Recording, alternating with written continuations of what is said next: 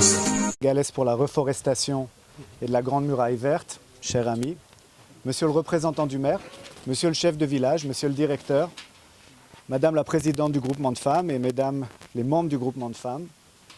chers enseignants, chers élèves, chers invités, c'est avec un immense plaisir que je me trouve aujourd'hui à vos côtés à l'école Cœur Djamdiaï de Noto, en pays Sérère, à l'occasion de l'inauguration des jardins scolaires limitrophes de l'autoroute Ila Touba, aménagés par l'Agence sénégalaise de la reforestation et de la Grande Muraille Verte du Sénégal, en partenariat avec l'ambassade d'Israël à Dakar et les communes concernées. Cette cérémonie intervient quelques mois à peine après l'inauguration de 2 jardins pilotes à Pikine, en zone urbaine, et marque une nouvelle avancée de la coopération entre l'agence et notre ambassade.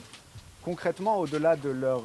bénéfices immédiats, la mise en place de ces jardins contribuera, comme vous l'évoquiez, à la sensibilisation des élèves, à la préservation des ressources naturelles de l'environnement. Elle leur permettra aussi de s'initier à l'entrepreneuriat agricole, tout en contribuant à la résilience alimentaire dans leurs écoles et leurs communautés. Chers amis, lorsque nos partenaires de l'Agence de la Grande Muraille Verte nous ont proposé de nous associer à cette importante initiative, c'est sans la moindre hésitation que nous avons accepté, tout simplement parce qu'au-delà des liens d'amitié qui nous unissent, eh bien, la mise en place de ces jardins est en phase et en parfaite adéquation avec les valeurs portées par la coopération entre le Sénégal et Israël depuis plus de 60 ans. En effet, cette collaboration entre notre ambassade et l'agence est un exemple concret de notre engagement commun dans la lutte contre la désertification, pour la sécurité alimentaire et la restauration des écosystèmes au Sénégal, mais plus largement dans la région sahélo-saharienne. À travers l'Agence de la Grande Muraille Verte, le Sénégal travaille inlassablement pour replanter des arbres,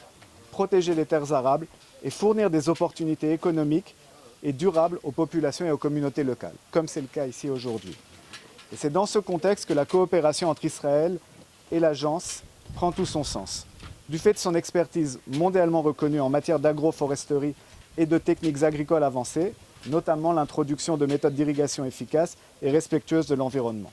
Chers amis, le transfert de technologie ne saurait être efficace sans transfert de savoir-faire. Et vous l'évoquiez plus tôt, DG.